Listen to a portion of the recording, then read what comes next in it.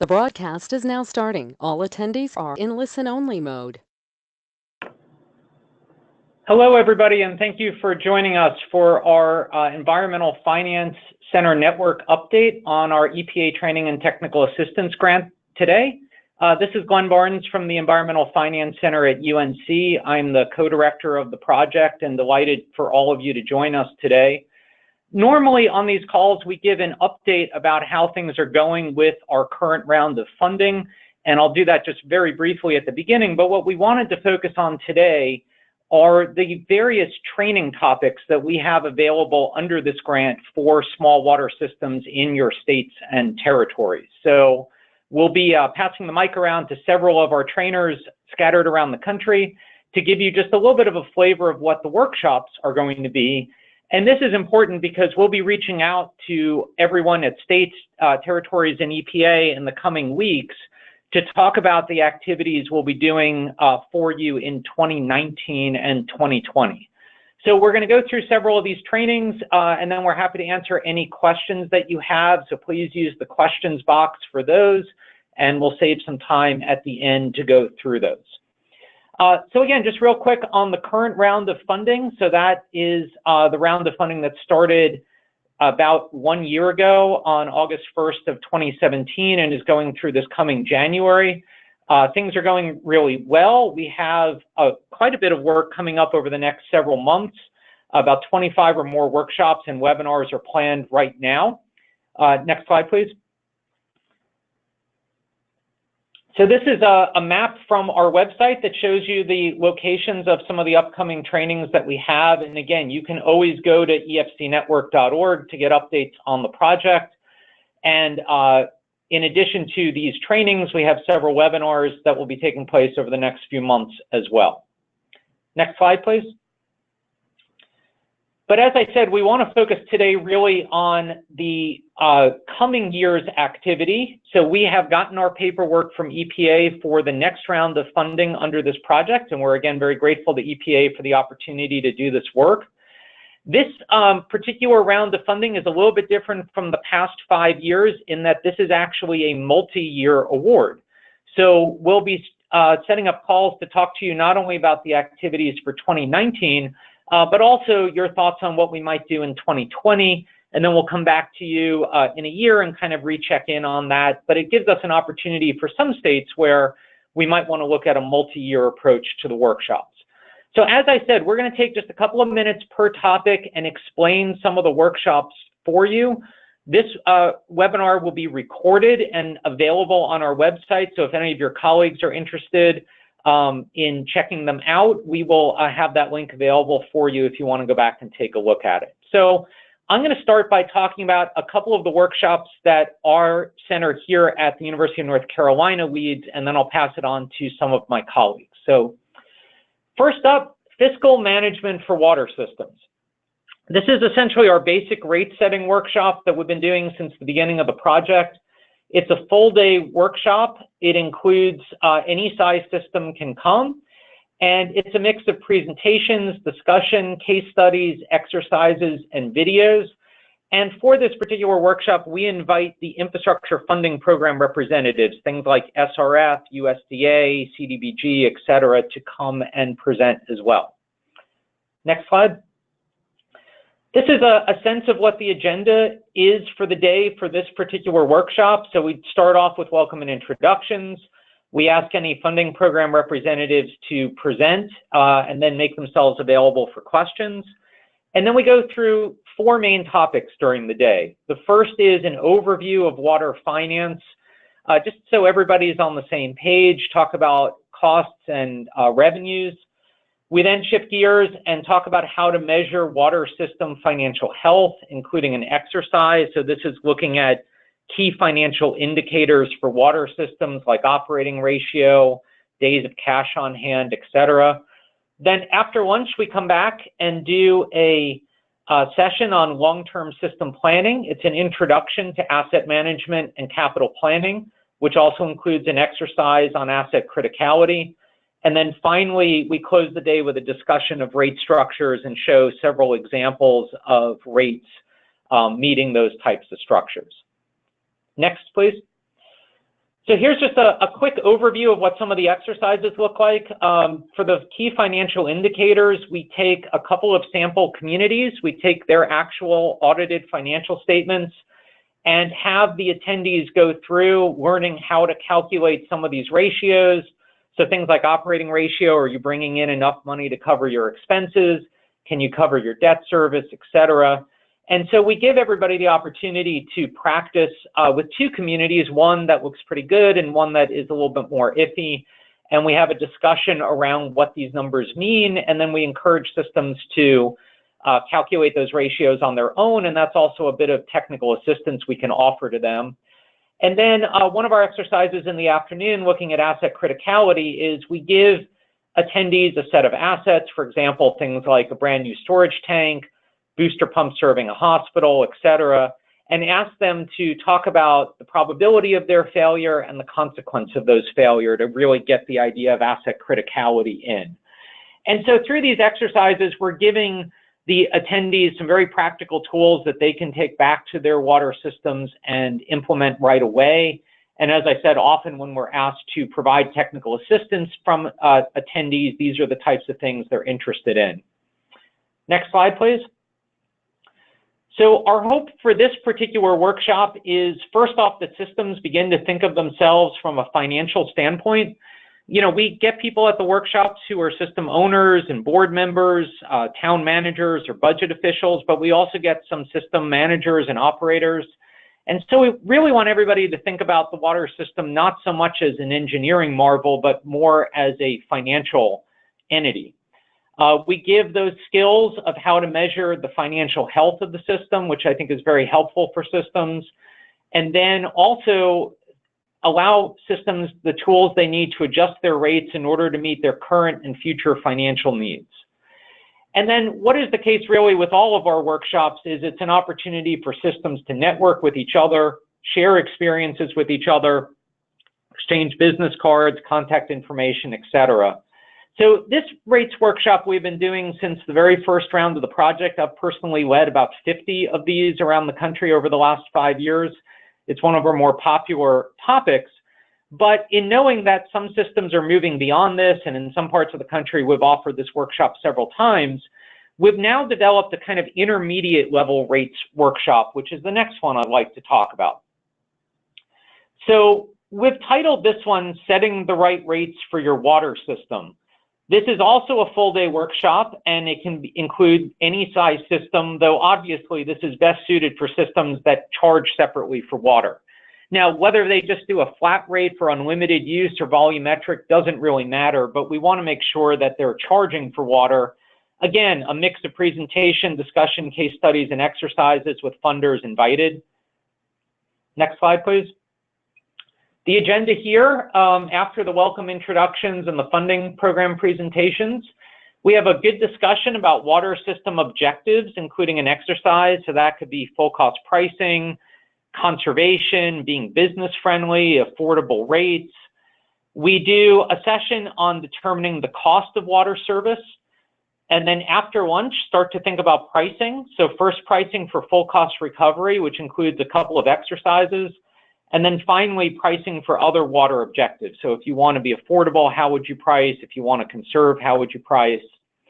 Next slide, please. So for this particular workshop, we have taken an example small system that we call Irvindale, USA.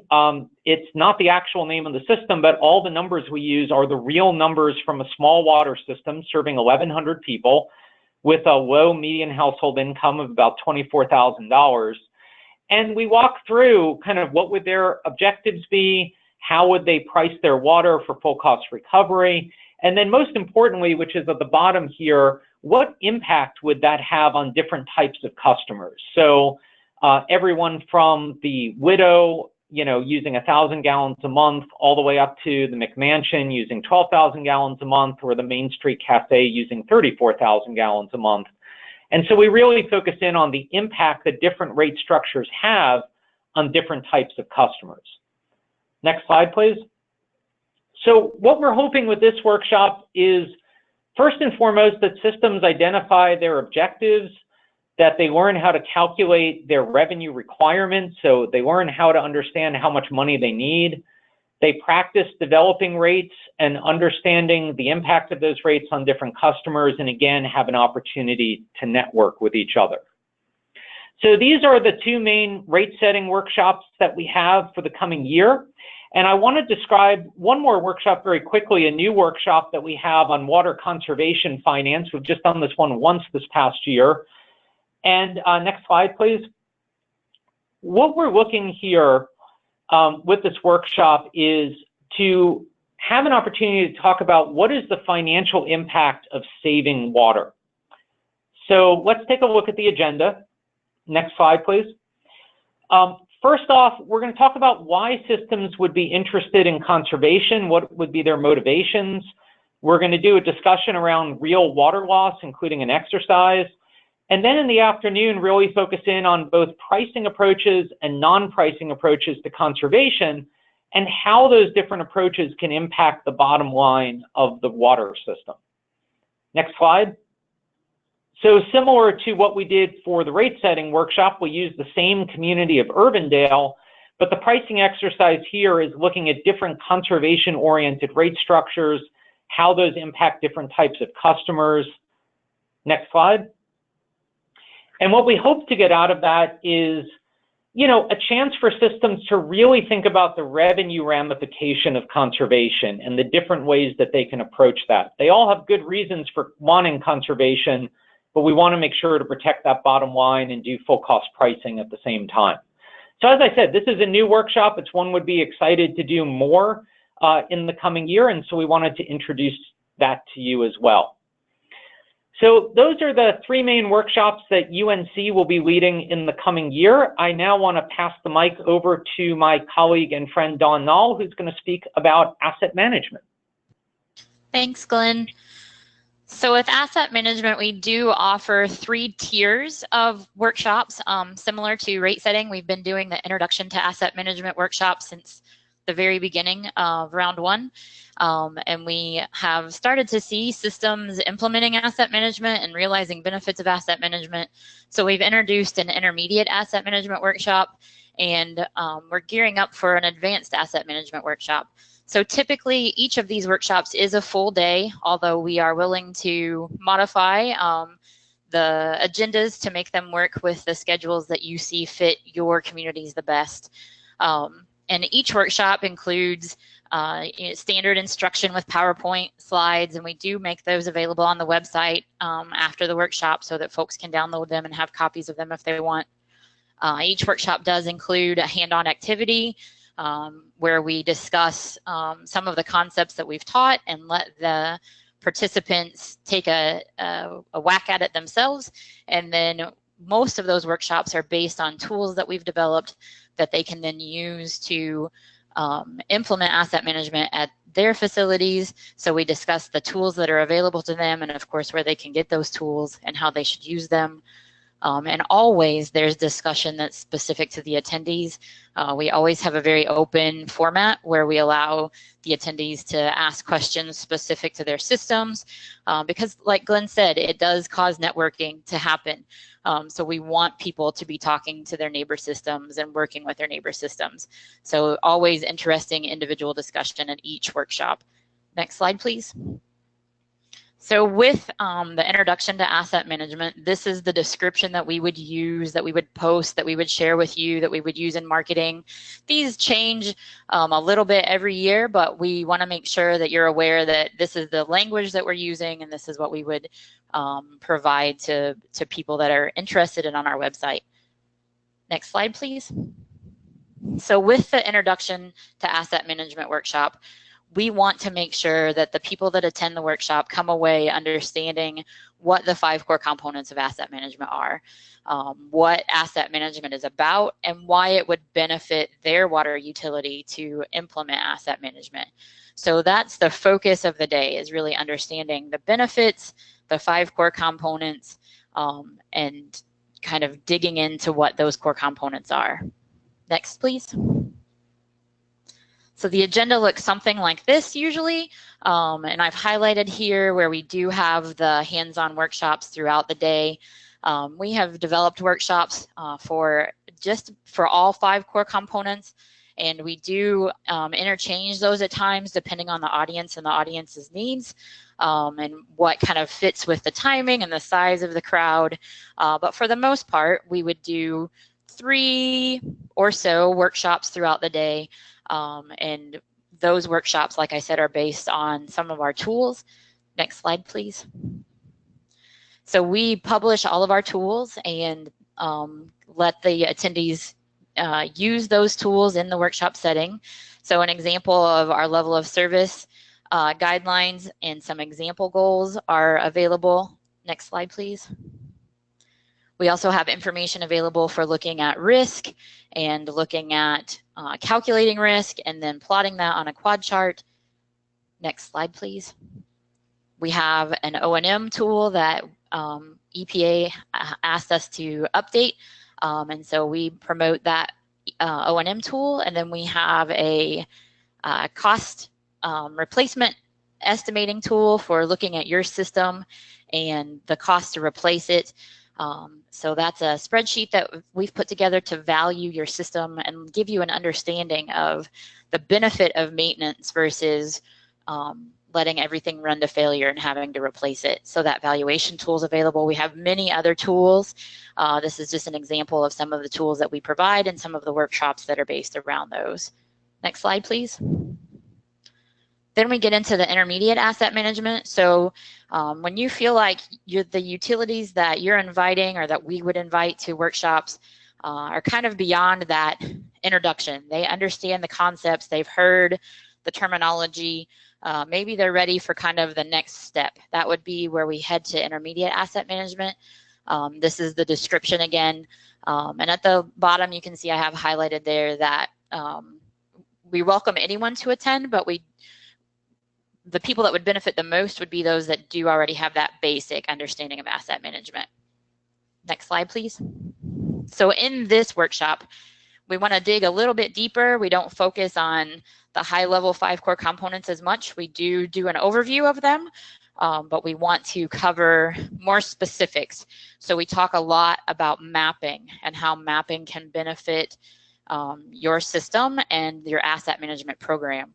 We talk a fair amount about risk and how you can use your map to understand your risk and how you can use your risk to make it visual and put it on a map. So we look at using your data both directions, and we talk about some of the tools that are available for developing maps. Next slide, please. So again, typically it's a full day, and we do have 2 or 3 workshops throughout the day. I did say we do an overview in the morning, and we then get deeper into some of those core components. Next slide, please. Finally, our advanced asset management curriculum. We are looking for people to attend that are pretty far along in their asset management program and are implementing that program. They understand the terminology. They have some of the tools in place, and we want to work with them to go a little bit further. We have not filled out an agenda. We haven't been asked to develop this training in depth. So the agenda is a little bit open at this point. We'd be happy to work with you if you feel like you have systems that are at this point to fine-tune the curriculum that makes the most sense for your water utilities. And so with that, I'm going to turn it over to my manager and colleague and friend, Heather, to discuss water loss. Thank you, Dawn. Moving from asset management into water loss, this training is normally a full day training, but sometimes we do part of a day on water loss and pair it with other topics. We have done as little as 1 hour on water loss as part of a basic Management 101 training where we talk several different topics, all the way up to maybe a half a day on water loss and a half a day on something else like finance or asset management. But normally this training is a full day training. There's a lot of material to cover. So if you really want to get into water loss and give the systems a good start, the full day is best. Any size or type of system works, but it definitely is better for utilities that have individual system meters or individual household meters. It's a little difficult for a system that is unmetered to get a whole lot out of doing water auditing. It's not impossible, but their audit is going to be a lot more of a guess. So if you have a lot of utilities that don't individually meter, this may not be the best topic for them. But anybody that has individual meters can benefit from doing water auditing and looking at their water losses, or what we call non-revenue water. The training generally includes presentations as well as workshops. And this is similar to asset management, where we can have introductory trainings as well as advanced. We've been doing introductory training since the beginning. There are states who are now requiring water loss auditing. So in those states, a more advanced workshop might be a little bit more interest, because maybe the systems have, mastered the actual audit process and, want to move on. Although we have found out that even in states that mandate water loss auditing, many of those systems can benefit from a refresher, because maybe there's new personnel, or they don't really understand the process. Somebody else has been filling it out for them, and that sort of thing. Next slide, please. Here's a typical agenda on the left, which is for our basic water loss auditing training. We will start with, welcome and introduction, discussion of the water audit itself, do a little bit of workshop on, and we'll show that in a minute, on a water utility and getting data, moving into validating the audit with data grades, and finishing out the day in just a short portion on what to do about non-revenue water loss, how to address different types of non-revenue water. The difference between the advanced training and the basic training is that the beginning 2/3 of the day are greatly shortened, so that we just do a review of what a water audit is and the data grading, but we move into the non-revenue water very quickly. So usually after that first break, we're already into the non-revenue water and how to address non-revenue water. So that's the point at which we'll go into much greater detail, the different kinds of tools and techniques there are to address non-revenue water and types of non-revenue water. You wouldn't want to do an advanced training if you had utilities that weren't familiar with what water auditing is, had never done water audits, because you're skipping an important step of them actually learning what water loss auditing entails and what components of non-revenue water are in their system. Next slide, please. So this is an example of our first workshop, completing the audit and the data entry that goes along with the water audit process. They get a choice of a very small utility, which is on the left, and a medium-sized utility on the right. The very small utility is just one well. It's a very simple system. So attendees who are from those systems that have, say, 500 in population and fewer, they're very, very small. They have trouble relating to a bigger system. So we have an example system that fits them. We also have this medium-sized utility on the right, has 3 wells. It's a little more complicated situation, and that's for those utilities that want a little bit more challenge and really want to dig in a little deeper. In both cases, they fill out the data and enter it onto that data worksheet, which is in the middle there, so that they don't actually have to fill in the audit. We don't have to have everybody with a computer. There's kind of pros and cons of having computers in the room, and if you would like to talk to us more about that, we'd be happy to discuss the pros and cons of having anybody enter the data right into the spreadsheet versus filling it out on this piece of paper, and then as a class we entered it into the spreadsheet. Next slide, please. Those same example communities are used to develop data grades. So as you're doing a water audit, there's a way to validate the data, basically giving some kind of indication from 1 to 10 of how valid that data is. It's a little difficult to do it in the software itself, so the EFCs do different methodologies to do that, one of which you see on the screen at the bottom, which are these validation worksheets. Those are available on our website. We also hand them out at the training, so systems can go through and validate the data for the different workshops and see what that process is like. Next slide.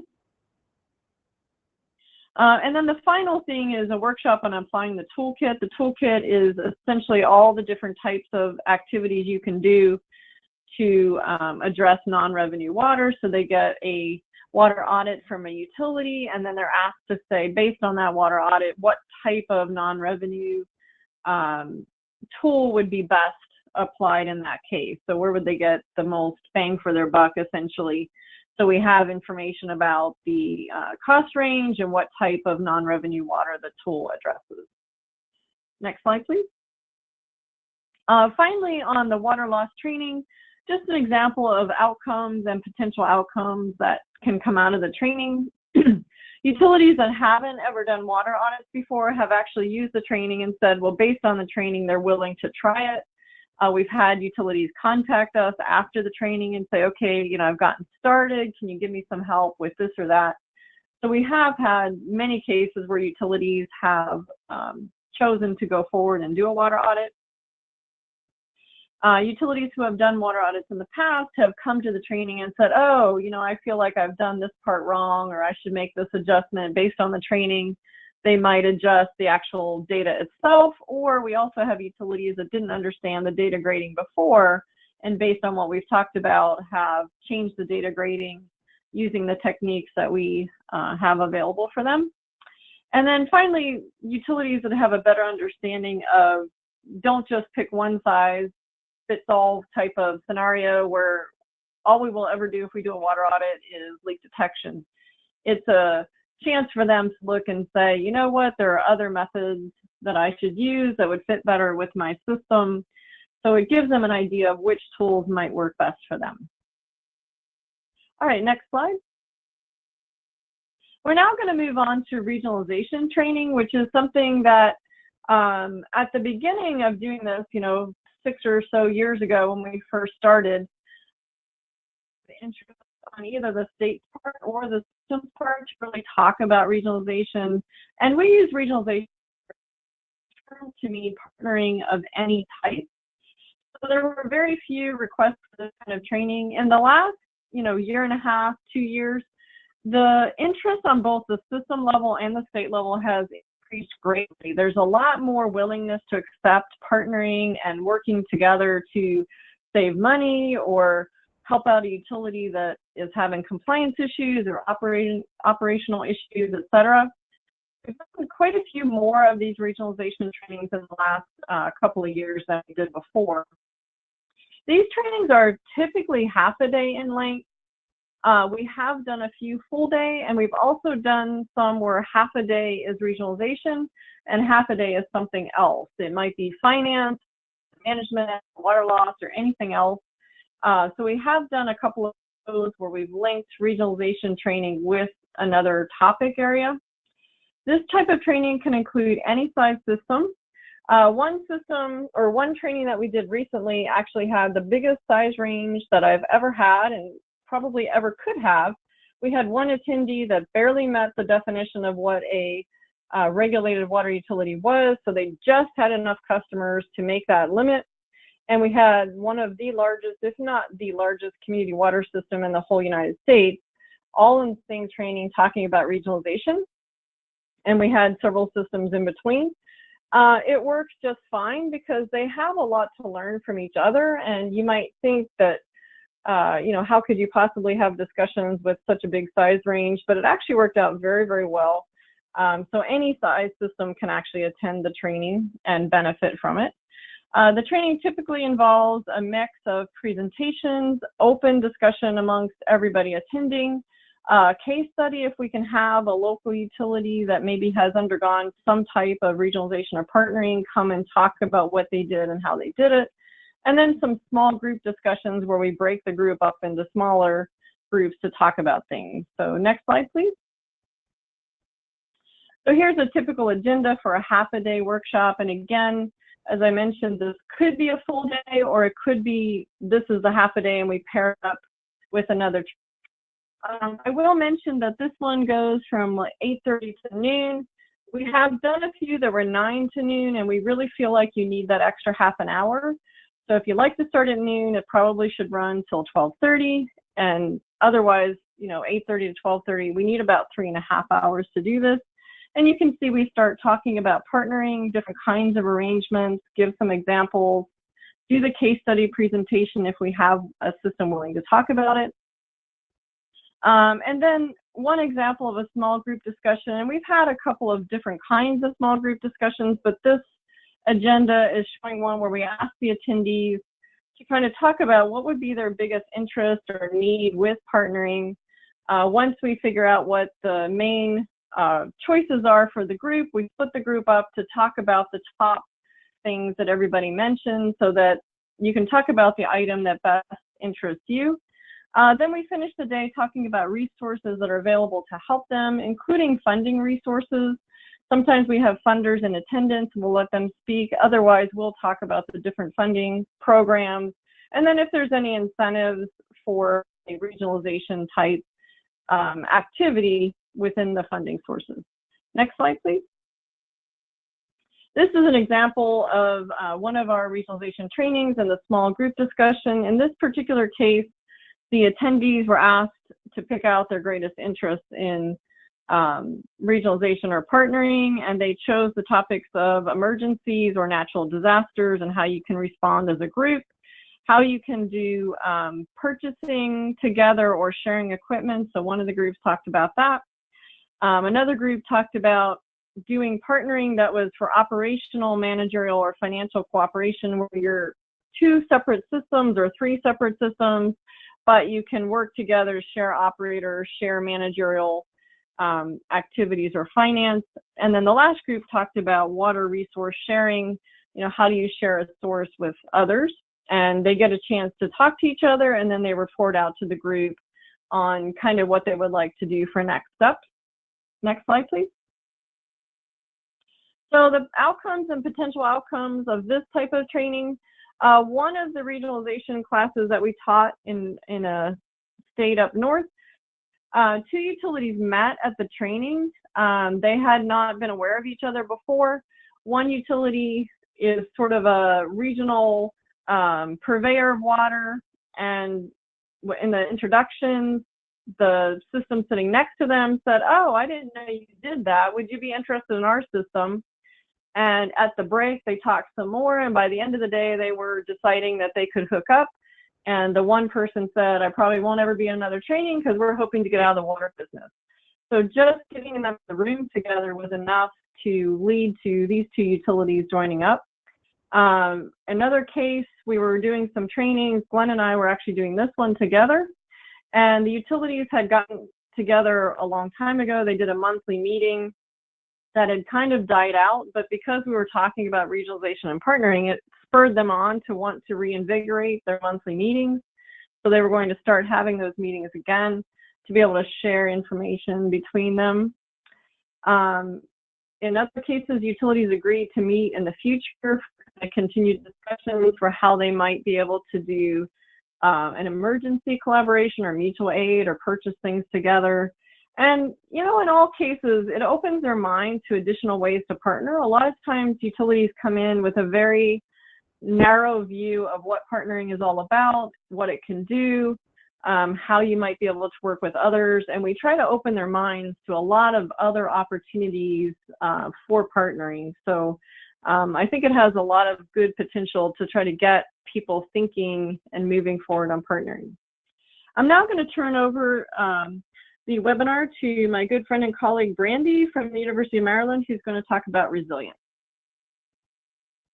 Thank you, Heather. So resilience is definitely one of the topics that are newer to this workshop series. We try to be flexible and adaptable and see what the customers, the small systems, are looking for. And so as climate change issues are becoming more and more of an issue, resilience is a topic that has been requested by several of our states. And so we put together a workshop that's actually quite flexible. I think it's a little different than some of the other more technical-based workshops that we work on. But we'll go ahead and talk a little bit about that now. Next slide.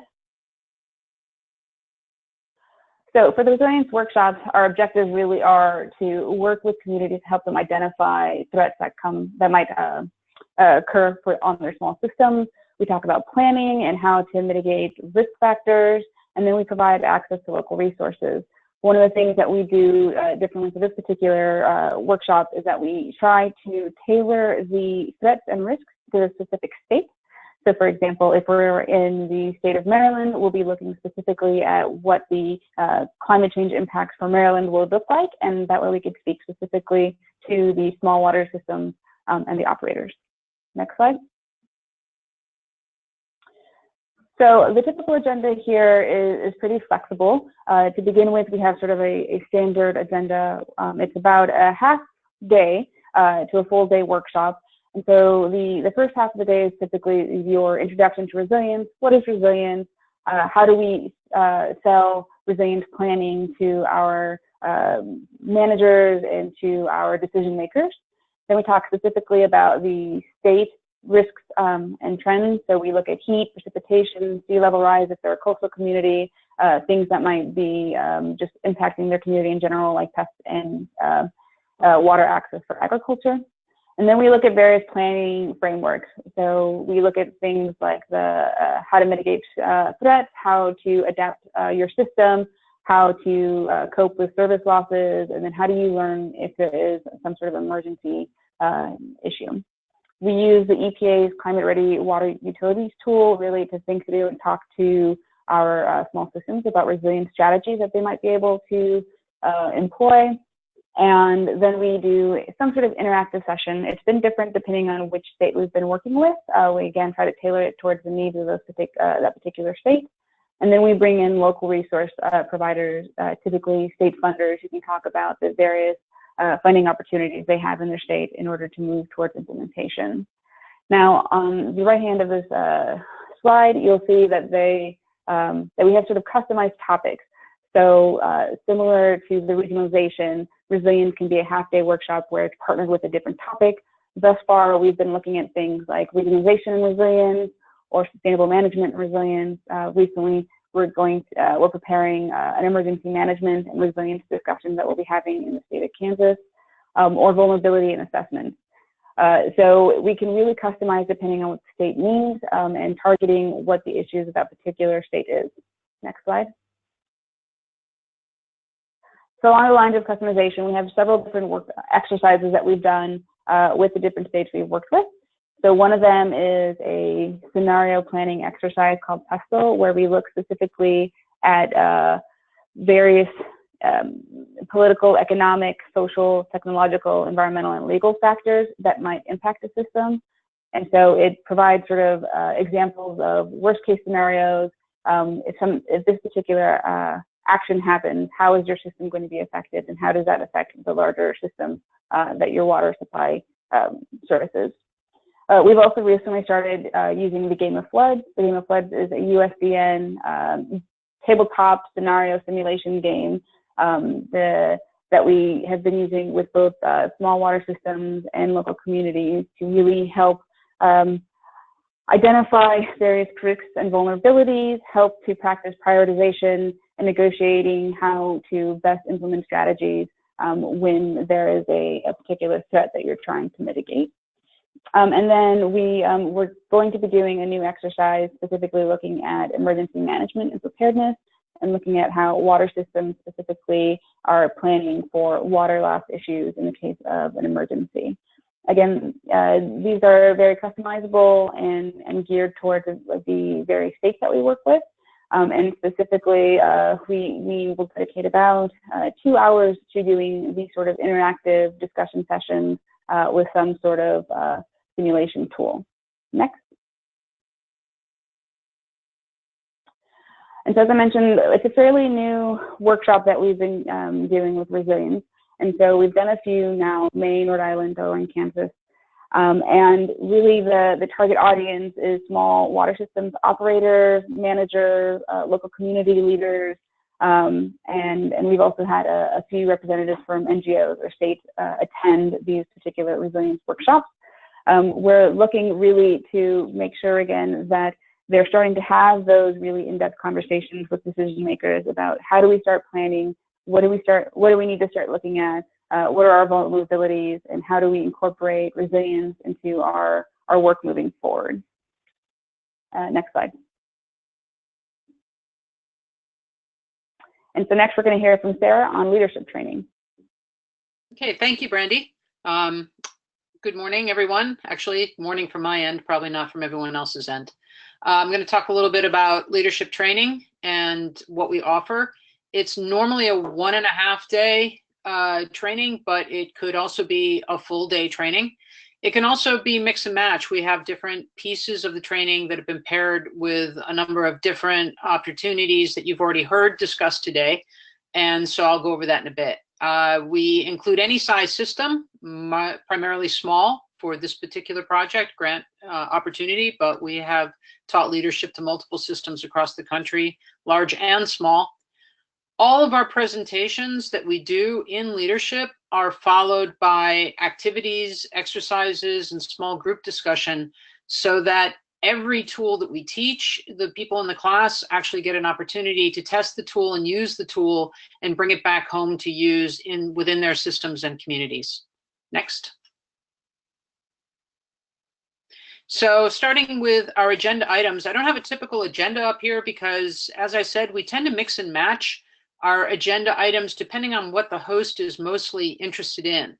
And so, and as I said, it can run a day and a half to 1 day. And so these are the offerings that we have right now.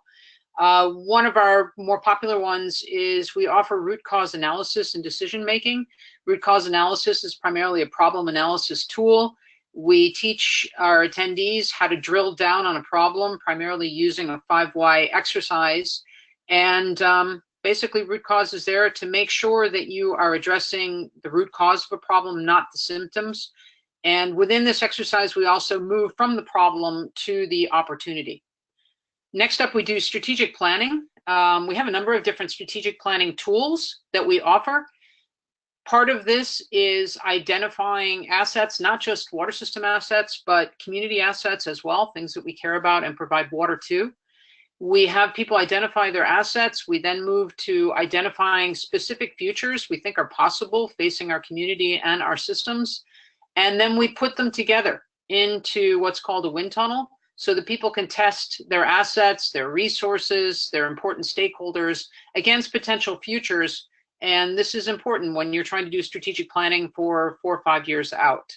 We also teach SWOT, the simple concept of understanding your strengths, your weaknesses, your opportunities, and your threats. Next. We have a tool called conversation mapping. It is a very simple tool with a lot of power. It is basically a tool where people write down what they're thinking, what they believe, what they dislike or like. And it's an opportunity for systems to test, access stakeholder knowledge very fast. And it's been very popular with a lot of our trainees. Basically, you get as many stakeholders as you possibly can within a room, and you test their knowledge and understanding of and like or dislike of things like rate increases or new infrastructure and so on. It's a fun and active and engaging tool. We also have a newer tool that we teach, which is called active listening. It's a relatively straightforward and simple tool, yet what we find is that, especially in the leadership world, people don't really listen. Most people don't really listen, and this is an excellent tool for managers to better understand the problems that exist underneath their oversight and to help them diffuse issues that may be arising. So we also use this as a tool, and we have an active exercise where everybody gets a chance to test it. Next. We also do personality assessment. This is it's basically built on Myers-Briggs, which some of you, or if not most of you out there, are pretty familiar with. It's a very scaled down kind of baby Myers-Briggs that helps people better understand themselves, how to manage themselves, how to understand others, from understanding management to understanding people that may be their subordinate. It's an incredibly powerful tool for anybody that is looking at becoming a leader or already is a leader to better understand how people see them and how they are receiving others. Next. So this is the beginning of our communication suite. We offer a suite of 3 different tools so that our attendees can better understand how to better communicate, especially with their ratepayers, but also with their community councils, with their bosses, and so on. We start by teaching the impact and the importance of story.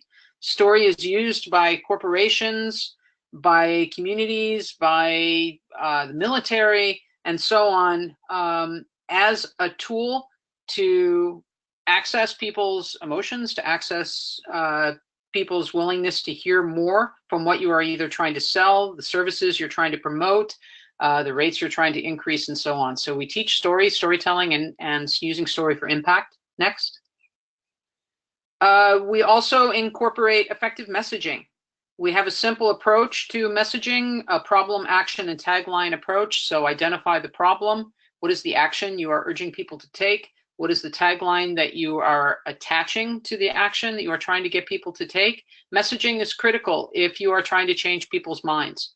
And we have usually a lot of fun with this exercise. We have a competition for people within the room. We split them up into teams, and they compete for the best message in the room. They always enjoy it, and sometimes we even give them scratchers as awards for the best team messaging effort. And finally, we do powerful presentations. This is a presentation and exercise built on teaching people to do better PowerPoint presentations, not presentations simply made of words. Unfortunately, I have to apologize for having a presentation made of words, but learning how to use better visuals, powerful visuals. Video is incredibly important, especially if you're working with or is trying to speak to millennials, using fewer words, etc. So using story, effective messaging, powerful presentations is our communication suite. Next. Finally, just simply, our workshops are built on multiple tools to take home, take back to the office, and so on. The tool to the bottom right is the conversation mapping tool. The tool to the left is a wind tunnel tool. And we recognize that we are going to have a lot of different people within our audience, that we're going to have everybody from the people in the field to the people that are managing the people in the field. And not every tool is going to necessarily match every person in the room. So we try to give a wide array of leadership options and tools that people can take home. Next. Finally, our outcomes or potential outcomes. Participants should, probably most importantly, have a good grasp of key decision-making techniques. That is our root cause analysis. They need to better understand the root cause of problems. Too often we're trying to address the symptoms and not the actual cause. And then to also move from problem to opportunity, because people always respond better to opportunities than they do to problems. We want people to be able to strategically plan for potential futures, understanding what they care most about, identifying futures that they need to work through and on. We want people to learn how to access and use stakeholder knowledge and understand the importance of engaging stakeholders beyond the system within which they work. Next. We want people to be able to recognize how to better manage themselves through personality assessment, understand each other and others better, and also listen more attentively through active listening. And then finally, next, with our communication suite, hopefully our attendees will appreciate the importance of effective messaging and presentation using photographs, video, and story. And that is it for leadership. And next we have up Chris Dodson, who is going to bring you workforce planning. Thanks, Sarah. This training is usually about a 6-hour training. And it can include any size system. Again, for the purposes of this project, we focus on the small systems. And then it's a series of presentations interspersed with activities and exercises and a lot of small group discussion. I think there's a lot of value in this workshop structure because it allows the peer utilities to share some experiences and maybe even share staff in the future. So this is my agenda. I apologize that the font is so small.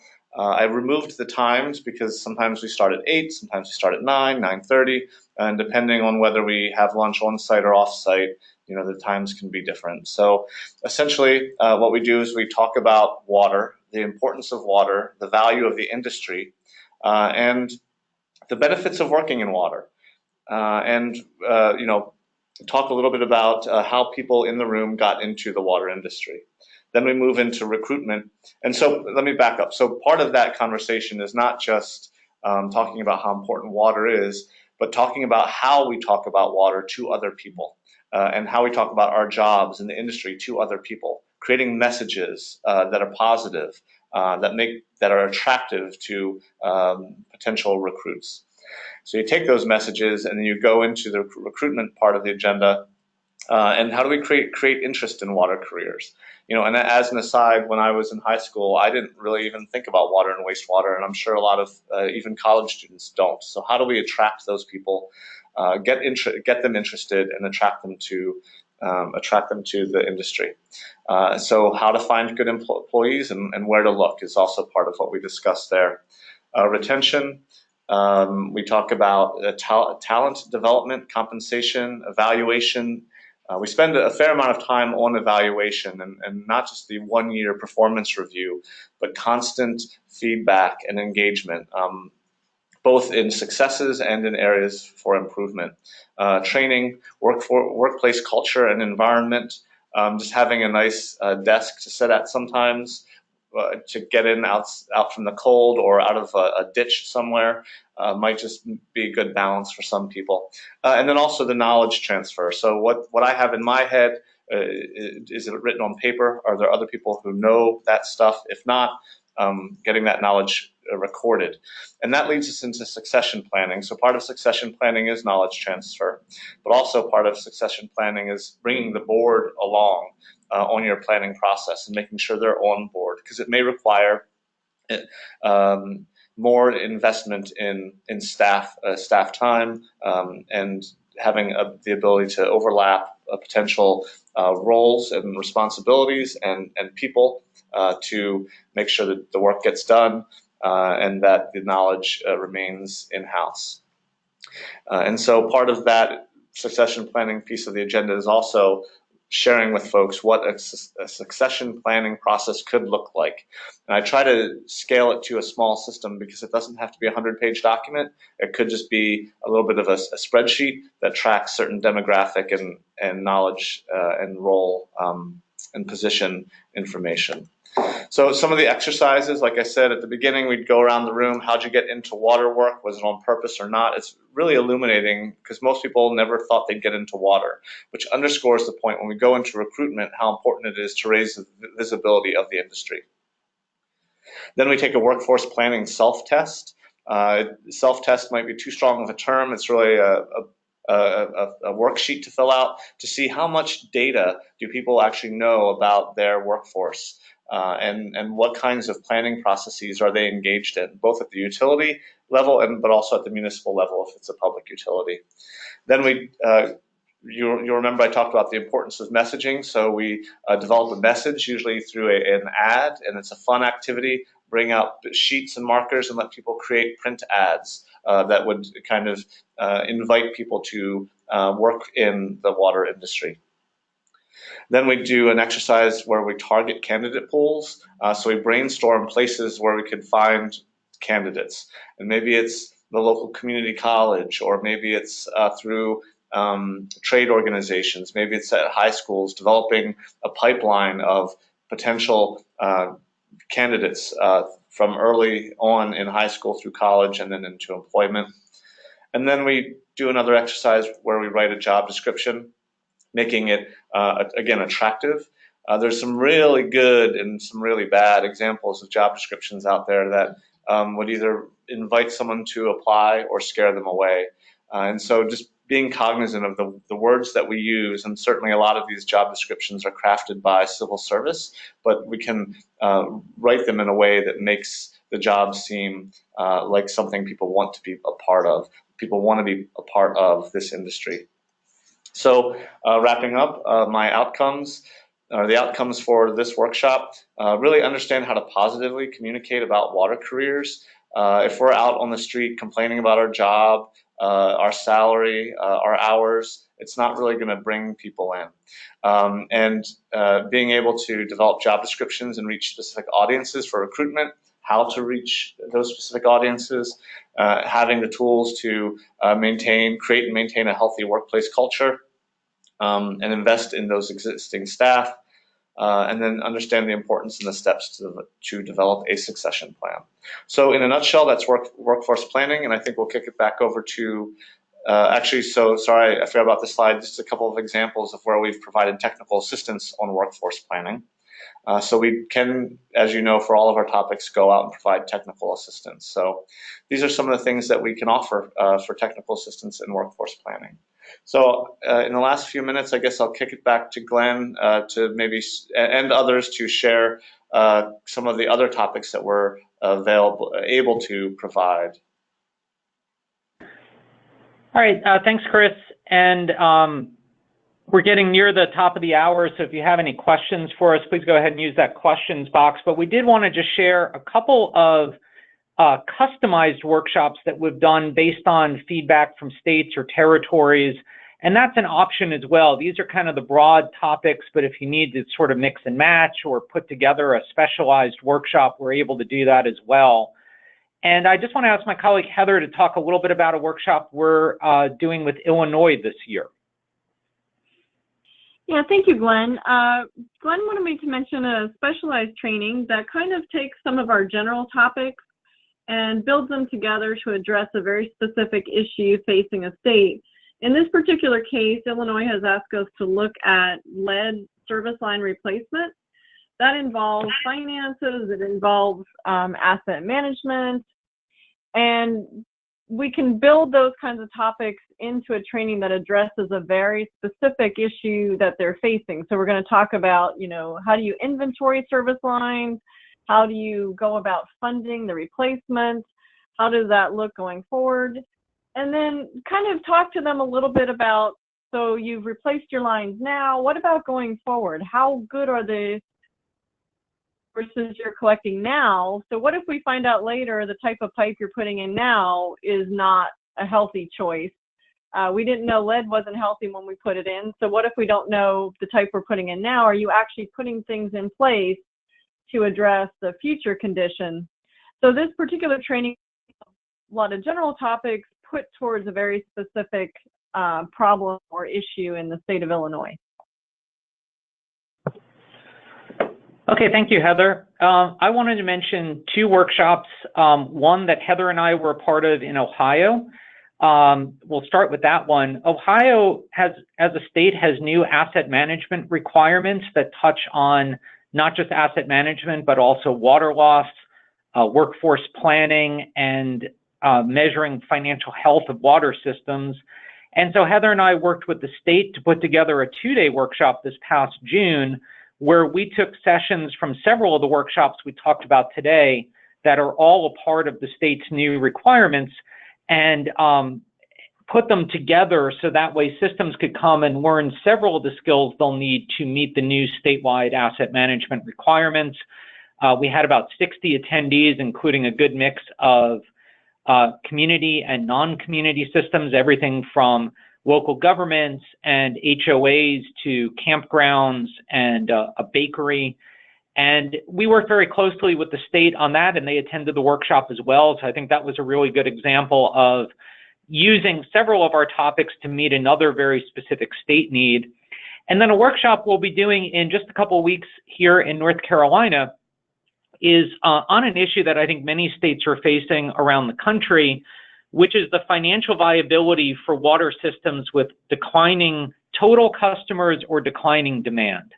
So basically, how do we look at the financial health of water systems in communities with stagnant population, shrinking populations, or where they have perhaps lost a large water customer? So that would include some demographic trends and service populations, what the financial impact is of declining population, how to determine the risk to revenue of that change in demand, and then some strategies for getting the money that you need in the long term. So that's another new workshop that I think would be happy to flesh out a little bit more and offer in more parts of the country. And then the last one I just wanted to mention is, for several years we have done 3-day series with a small group of systems around the energy management of water systems.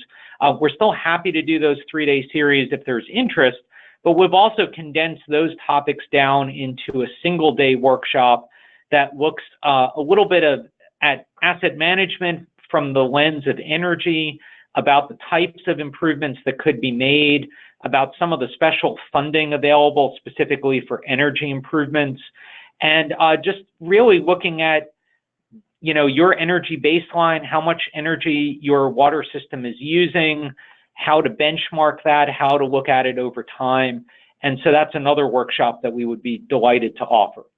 And as I said, there are several other states where we have done a kind of mix and match of topics. And so as we start to reach out to you in the next couple of weeks to set up phone calls to talk about our activities in 2019 and beyond, we wanted to first give you a sense of just the overall workshops that we have, but then also give a sense of how you can work with us to customize those topics. You know, we ultimately, when we approach doing workshops in states, we want to do a couple things. One is we really want to offer something either subject-wise or target audience-wise that's not being offered already. If you have a contract with another technical assistance provider to do water loss training in your state and you're really happy with what they're doing, it's not a good use of our time and money to come in and do water loss. We'd rather do another subject, rate setting, regionalization, leadership, where there isn't something being covered. Also, we want to make sure that it's tailored as closely as possible to the specific needs of the state, and so we're always looking for your helpful feedback in that regard as well. The very last category that I wanted to mention is we also do shortened versions of these trainings and other sort of broader topics for board members. So those could be in-person trainings that we'll do, say, from 5:30 to 7:30 in the evening or 6 to 8 in the evening with one board or with a collection of people who are in board positions. Or it could be what we've done in California last week and again tomorrow night, where we're doing an evening webinar for board members. So that's an option as well. But we're at the top of the hour, so if anybody has questions, please feel free to put them through the question box and we will answer them, or you can reach out to me or Heather or Chris or any of the speakers that you heard from today. And with that, Chris and company, do we have any questions that have come in? No. So that means we were very thorough. I sure hope so. All right, well, it is 3 o'clock on the East Coast, so we will wrap up here. Thank you again all for your time this afternoon and morning, depending on where you are in the country. We appreciate that. And again, if you have any questions, let us know, and we'll look forward to speaking with you all individually in the coming weeks about our upcoming activities for 2019 and beyond. Thank you, everybody.